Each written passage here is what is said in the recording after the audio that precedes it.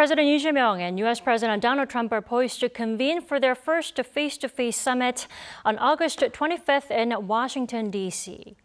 With the ultimate goals of beefing up their country's alliance to tightening the economic security partnership, his U.S. visit will design the future of ROK-U.S. relations and further sketch out his so-called pragmatic diplomacy. What to expect from the first E-Trump summit?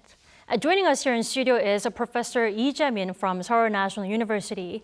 He's also a former chairman of the Korea Trade Commission. Welcome, Professor Lee. Thank you.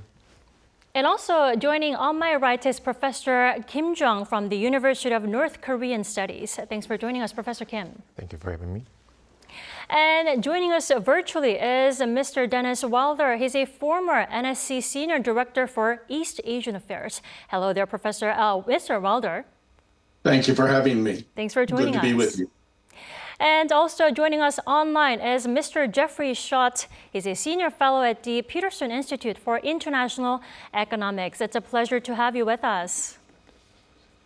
Pleasure to be with you. Thank you. And with this distinguished group. Mr. Schott, I'd like to begin with the nature of Lee's U.S. visit. It's taking the form of an official working visit, isn't it? Yes, but anytime our two leaders get together, it's an important event. And so this time there's a lot of work to be done to advance key economic and security interests of both countries. So it's a working visit. We don't need fancy ceremonies to affirm our important alliance. So cut to the chase to, really discuss the important issues. Now, Mr. Wilder, among the key items slated for the discussion is the initiative to modernize the alliance. And Trump is reportedly pushing for an increase in defense costs to at least 3.8% of South Korea's GDP. Now, I know it's lower than NATO's potential 5% commitment. How big of a bill do you think Trump will demand for stationing U.S. forces here in South Korea? It's very hard to tell. I think that one key factor, which I'm sure people are aware of in Korea, is that Elbridge Colby, a very senior man in the Department of Defense, is pushing quite hard for some reconsideration on the peninsula. He is writing a new national defense review for the Pentagon and for the Trump administration. So one question will be, how much will he influence Trump's views on these issues? Obviously, the modernization of defense is an important issue. Defense is changing very quickly. You see the use of drones, uncrewed systems. The question of how many troops on the peninsula may be something open to discussion.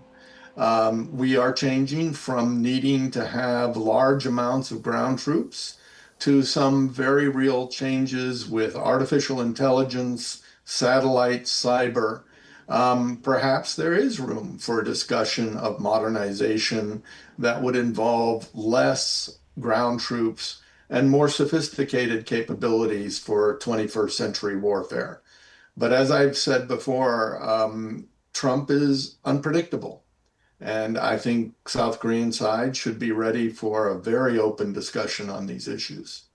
Indeed. Well, we're talking about money here. Professor Lee, I have to turn to you. What will be the, appropriate range of any prospective increase in South Korea's proportion of defense sharing costs? What do you think?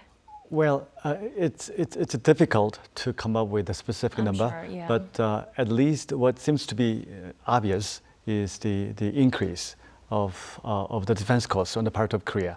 So as discussed before, it is being reported that the United States is asking South Korea to increase its share of the defense cost in terms of Korea's GDP from 2.6% to 3.8%, which seems to be a lot of burden for Korea now. Indeed. Yeah, indeed. But at the same time, as we know, the United States is also asking the European allies to increase their own defense sharing up to 5% until 2035, I believe. So it appears that Korea needs to come up with each plan of increase of its own cost sharing with respect to the United States. I think the key question is how incremental I mean, the schedule should be incremental when it comes to Korea's plan to increase its cost of defense cost with the United States. So hopefully they can agree upon the schedule of increase of defense cost over the next couple of years, so that Korea can manage the pace of increase. Otherwise, it could be some quite burden for Korea for now. Indeed. So rise will be inevitable. That's why this scheduling will be think crucial. so. Given what is happening in Europe and what has been happening between the two countries for the past couple of months, it appears that some sort of increase seems to be inevitable. The question is the pace and the schedule, which should be manageable and reasonable on the part of Korea. But it's really difficult to tell what will be coming out of the meeting in Washington next week. Mr. Wilder, it's one thing to raise the defense spending, but redefining the role of personnel adjustment of U.S. Forces Korea is another. USFK pursuing off-peninsula missions and also expanding its role to deter both North Korea and China. Is this a realizable plan? What do you think? Well, first of all, let me explain to your viewers that President Trump is a transformational leader. He is highly unusual, and the whirlwind of activity in the last 6 months means that he is not going to take anything for granted. This means that when he looks at something like the Korea question, I think all ideas are on the table. President Lee should be prepared for him to surprise him in public settings. We've seen that the president likes very long news conferences with foreign leaders. He takes a lot of questions and he gets very candid. And the South Korean leader needs to be prepared for this, and certainly not to disagree with him in public as Zelensky did. That is a very bad idea when dealing with President Trump. Right. Given his unprecedented nature of his whole character of Trump. Now, Trump is expected to apply pressure to achieve this alliance modernization in a way that we've been discussing with all of you. Then, Professor Kim, what kind of strategy should President Lee take into the talks with Trump? Yes, obviously, the alliance modernization is the top priority of the agenda for the summit. That's there's no question. So for President Lee, one of the most important challenges is how to balance the securing the South Korea's core national interest with the managing the transactional style of Trump's negotiation. In order to be successfully, deal with that challenge, the first thing I think one of the most important things is do not define the alliance modernization in a narrow sense, in that just the defense cost sharing, that's too narrow. And that discussion has to result in some kind of discussion about how to punish the free-riding things. That's the zero-sum like the discussion. So in order to get out of that frame, President Lee need to define the alliance, the modernization, the broad term, with the bigger perspective that include joint industrial innovation, the extended deterrence, the credibility, and the other things. And in order to do that, the South Korea needs to be more proactive and need to be more constructive to shape the newly emerging the security architecture in East Asia. And in addition to that, South Korea also need to emphasize that the US, ROK, Japan trilateral cooperation is the key to counter not only the China's influence in this region, but also important to deter North Korea's nuclear threat. So in order to broaden the agendas of the alliance modernization is I think the most important thing for President Lee to make a productive discussion with President Trump. I see. Well, when talking about the summit between the leaders of South Korea and the U.S., Mr. Schott, we have to talk about the tariff deal. The deal has been sealed, but the summit will also involve what I believe is safe to call round two of tariff talks, starting with South Korea's $150 billion Moscow project. The question is the deal really a win-win project? I'm asking because South Korean officials couldn't have stressed enough since the deal was sealed last month. Well, we don't have all of the details of the deal except the headline numbers. But I think the shipbuilding portion is a great example of what the previous speaker just said on the need to have a broader view of the defense alliance. And in the area of shipbuilding, South Korea can add so much to the alliance because of its expertise, its capital investments in the United States shipyards, and its willingness to help promote an expansion of U.S. capabilities. I think this is a great example of how trade and security interests can be aligned, and where Korea can play a very big role in boosting the bilateral alliance in this critical sector, where the United States has fallen behind in part because of our own domestic legislation. Well, that is why huge heads of conglomerates from South Korea also tagging along with President Lee Jae-myung so that there are tangible outcomes between the two sides. Now, Professor Lee, then what things should be really fine-tuned and detailed for the Moscow project so that South Korea is not just pouring billions of dollars, but also actually benefiting from the project? Well, I think the two countries have agreed upon just the number of investment, $150 billion for the future. So I think now is the time for the two countries to come up with the specific plans and schedules for the investment and mutual cooperation on the shipbuilding area. As mentioned before, shipbuilding has become now the symbolic issue of South Korea-United States cooperation, particularly in the context of economic security and perhaps modernization of alliance on many different fronts. This has become a symbolic issue. So it's critical, I think, for the two countries to make this common co-project, joint project, a successful one. So they need to come up with a specific plan and schedule for the investment. And as we know, investment requires a lot of different thinking, a lot of different levels of cooperation involving companies and governmental agencies and the public funders. So many players are involved from Korea and obviously from the United States as well. It's a complex project. Complex project. So the two countries need to lay out the plan for the future cooperation. Right. So that seems to be the first step for the future.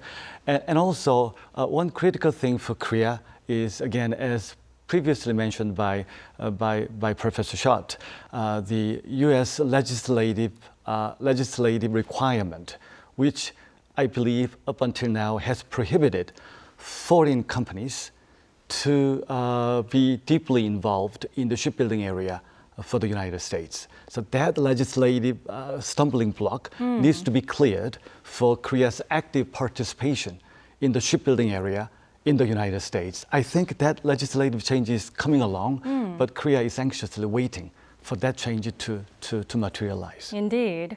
Well, there are also, Professor Kim, speculations that Lee and Trump might visit Hanwha Shipyard, Philly Shipyard in Philadelphia. Now, let's say the two leaders do visit there. Do you think that could really underscore the alliance between the two sides beyond economic interest? What do you think? Yeah, if the joint visit to the Hanwha Philly Shipyard realized, then that's the ideal place and opportunity to explain what's the real meaning of the alliance modernization for both nations. Because first of all, the Philadelphia is the kind of exemplary city in the United States. It's independence as well as American democracy. So this visit will add one very important element on top of the traditional alliance, which is this is the Democratic Solidarity Alliance.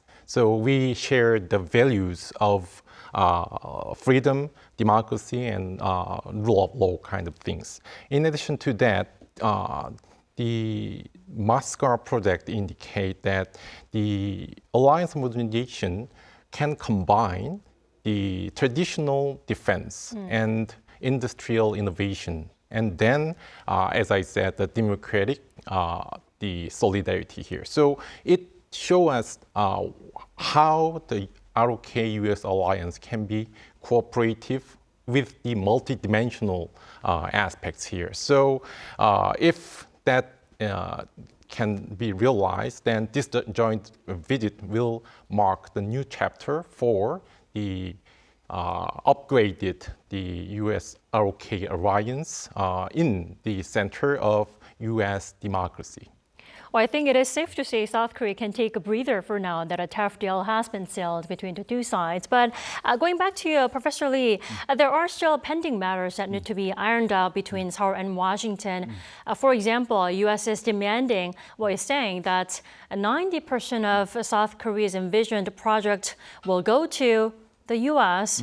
How can us, South Korea, make sure that doesn't happen? That's right.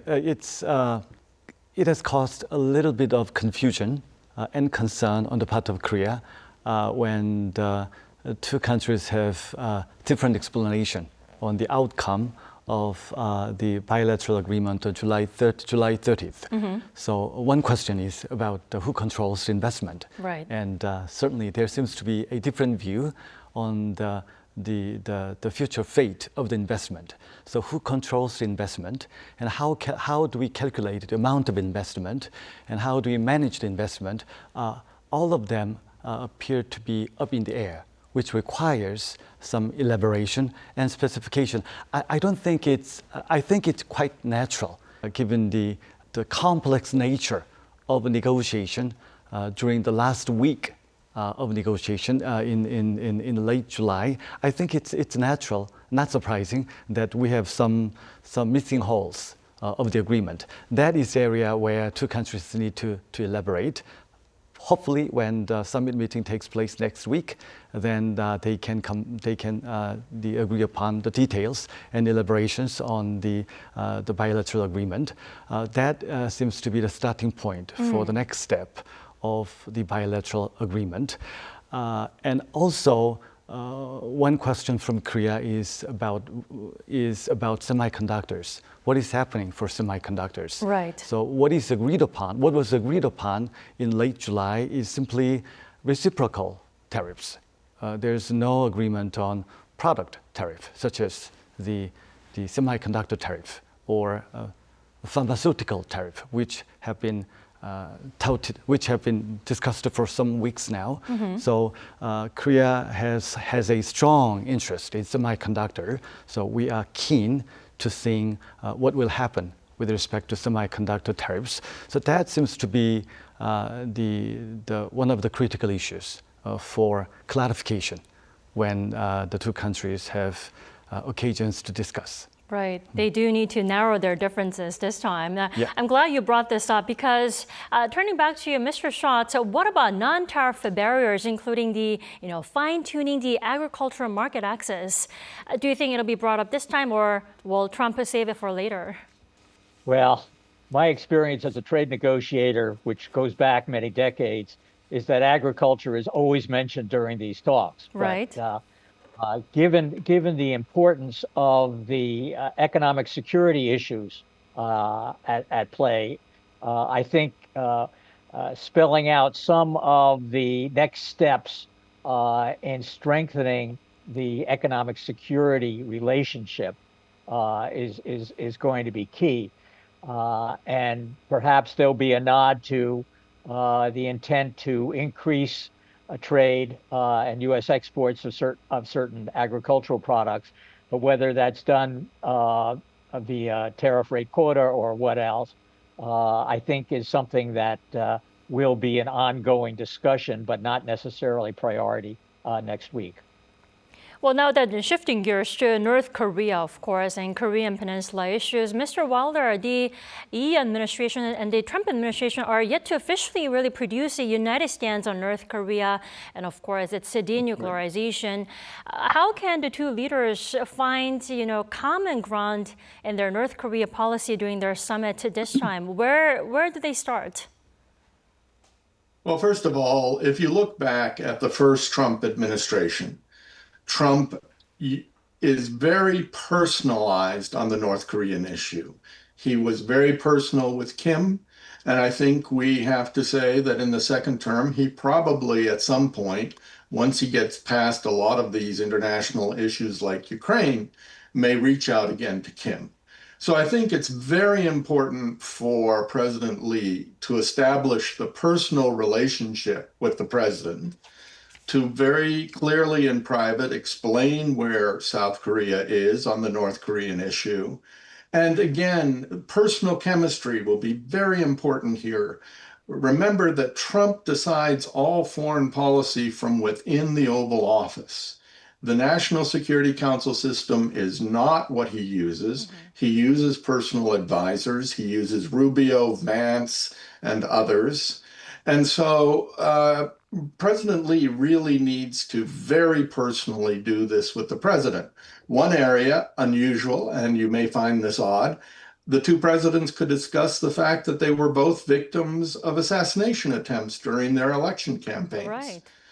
This kind of personalization is very important to Trump. Well, I asked you that question because Trump may be looking for a Nobel Peace Prize in North Korea. Professor Kim, what do you think Trump should do to get that prize that he really wants? Yeah, that's no longer a secret for him to seize the opportunity of receiving the Nobel Peace Prize Through North Korea. Yeah, that's right. So I think the one of the most important achievement, if he can, then obviously the denuclearization of North Korea. If it is successful and make a big deal, then without doubt he's going to be the very viable candidate for Nobel Peace Prize. But it is also very difficult. 30 more years of the denuclearization negotiation proves that it is time-consuming and there are many difficult stages to, for example, verification.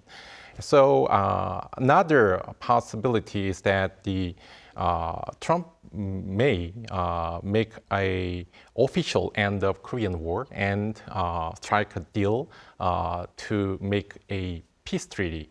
That is also good for him to say, anyway, to be a viable candidate for that prize. And obviously, the normalization between North Korea and the United States, that's another possibility. And the Trump can be a facilitator of the inter-Korean reconciliation. So all the Korean Peninsula are full of the possibility for him to be a viable candidate for the prize. But either way, each of them are very, very difficult things. And even the Trump can declare that I can say eliminate the nuclear threat from North Korea, make a small deal, or just freeze on the newer development.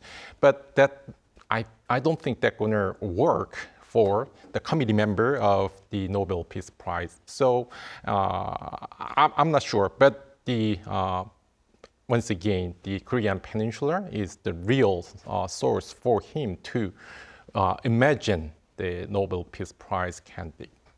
Well, I'm sure Trump will want to meet Kim sooner or later. There are speculations that Trump may want to meet up with Kim Jong-un here in South Korea on the sidelines of the APEC summit in October. Do you think that's possible, or have I gone too far?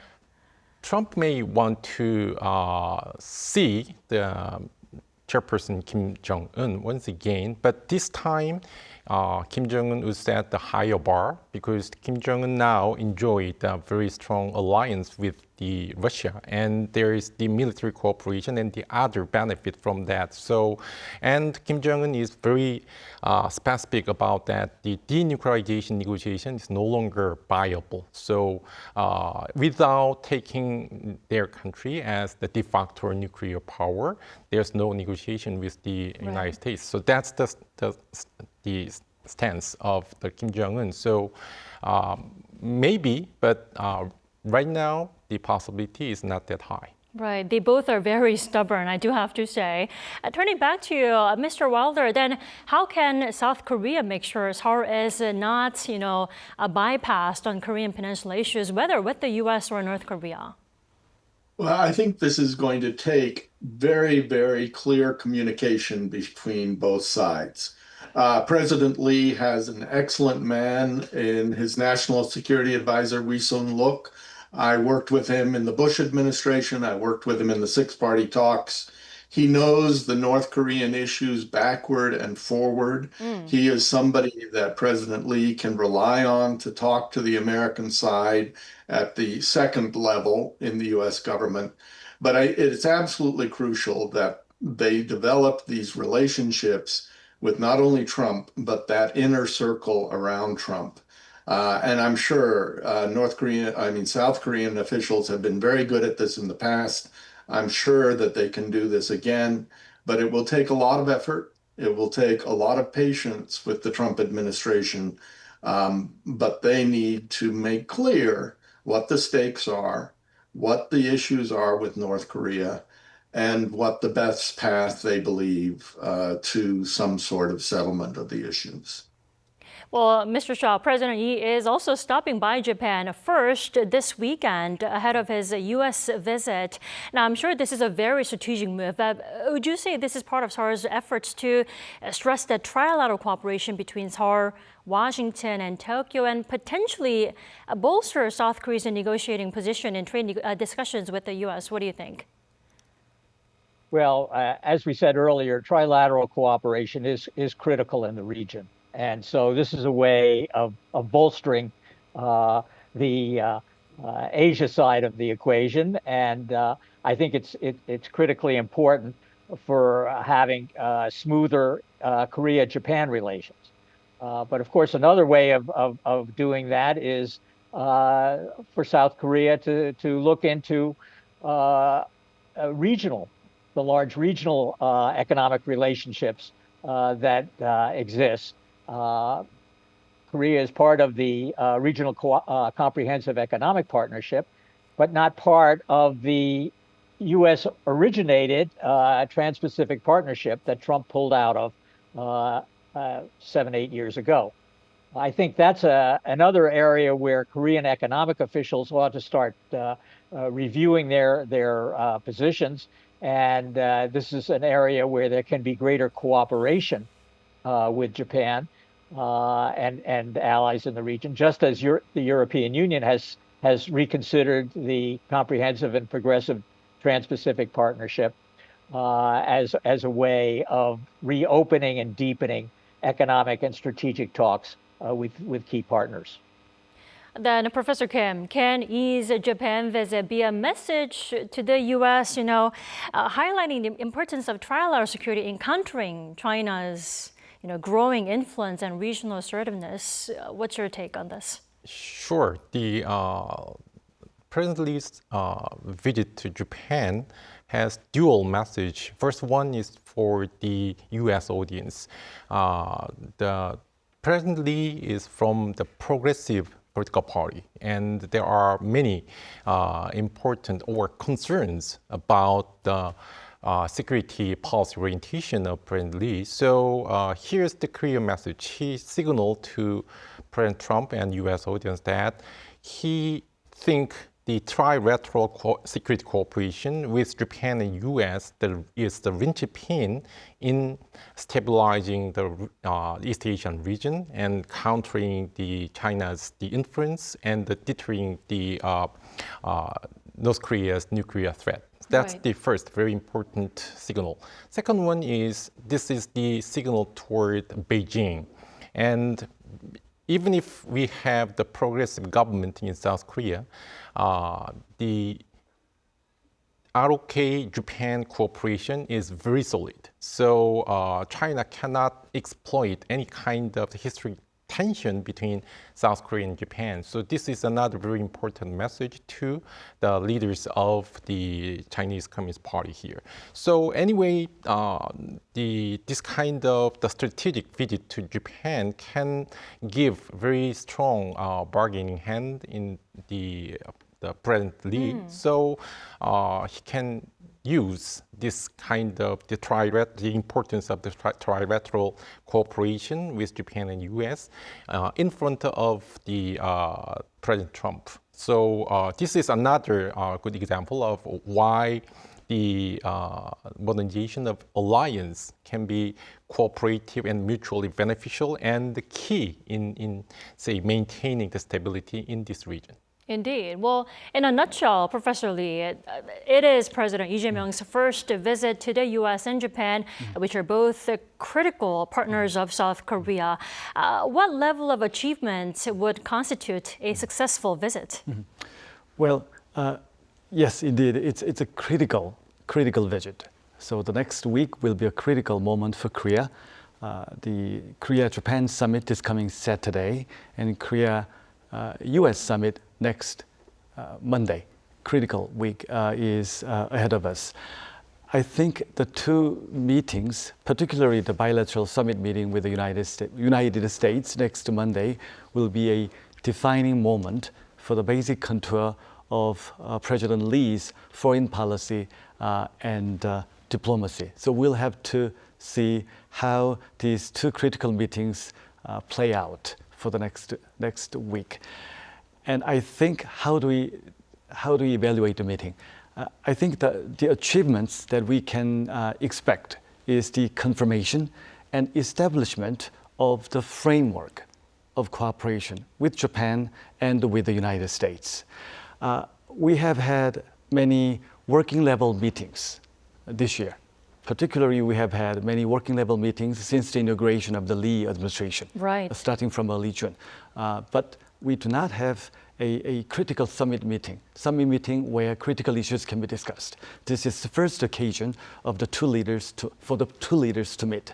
So if we can see the basic framework of cooperation between the United States and Korea going forward, including the tariff issue, economic cooperation, core technology cooperation, and more critically, the modernization of alliance. If he can have some framework of cooperation for the future discussion going forward, I think that will be a very good starting point, very good start point, very good point of initiating more productive discussion for the future. So that seems to be our goal for the next week. Alrighty, Professor Lee, thank you so much for your insights today. Thank you. Thank you very much. And also, Professor Kim, it was a pleasure to have you with us. Thank you. And also, Mr. Schatz, we appreciate your time and your analysis. Thank you. And also, Mr. Wilder, it was an honor to have you with us. A pleasure to be with you. And from all of us here at Arirang, we thank you for staying with us. I'm Kim Dami. Goodbye.